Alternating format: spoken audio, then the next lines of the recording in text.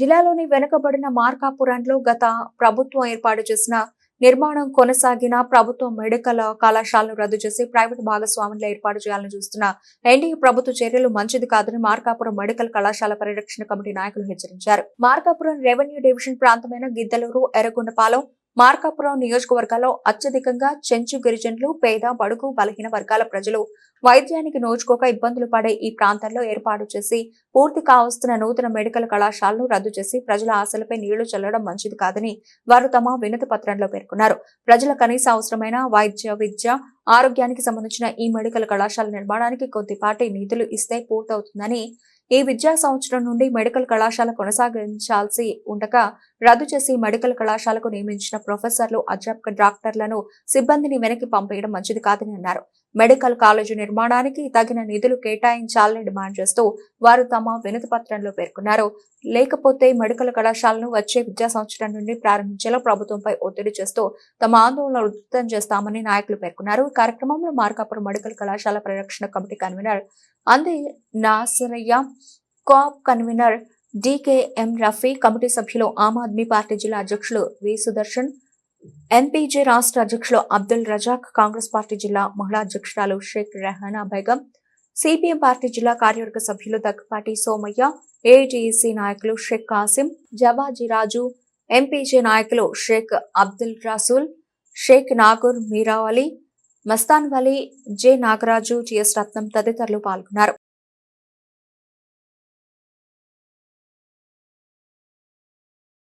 Medical college ప్రభుత్వం government తరఫున నిర్మిస్తున్నారు.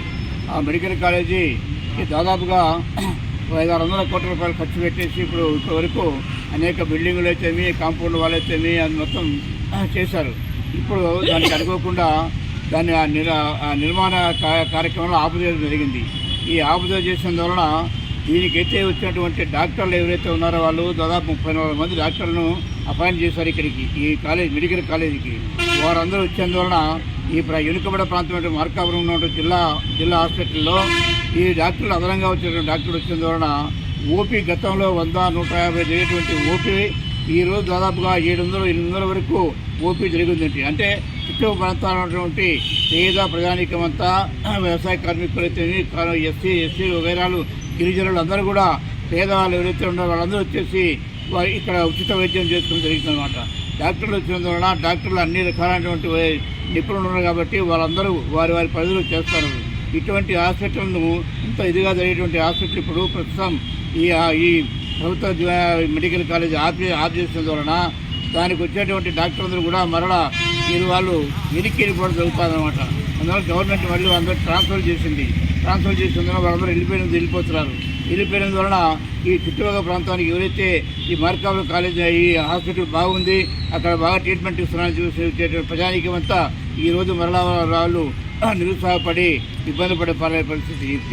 మార్కాపురం ప్రాంతం వెనుకబడే ప్రాంతం కాబట్టి వెనుకబడే ప్రాంతానికి అవసరమైనటువంటి ఆ మెడికల్ కాలేజ్ అవుతుందో దాన్ని మళ్ళీ ప్రభుత్వమే నిర్మించాలని చెప్పి నిర్మాణ కార్యంగా చేయాలని, అట్లాగే వచ్చినటువంటి డాక్టర్లు కూడా అట్లే ఉంచి ఈ హాస్పిటల్ అభివృద్ధికి కూడా ఉపయోగపడాలని చెప్పి కోరుతూ ఈరోజు ఈ మార్కాపురం ఉన్నటువంటి అన్ని పక్షాలకు కలిసి, అన్ని పార్టీలు, అన్ని పక్షాలు కలిసి ఈ మెడికల్ కాలేజ్ ఏదైతే ఉందో దాని నిర్మాణ కార్యక్రమాలు ప్రభుత్వం నిర్వహించాలని చెప్పేసి, అట్లాగే దానికి వచ్చిన డాక్టర్లు కూడా అదేవిధంగా ఉంచి వాళ్ళందరూ జిల్లా హాస్పిటల్లో ఉపయోగపడే విధంగా ఉంచాలని చెప్పేసి కోరుతూ ఈ నిన్న జరిగినటువంటి రౌండ్ టేబుల్ సమావేశంలో ఒక కన్వీనర్ కమిటీ ఎన్నుకోవడం జరిగింది.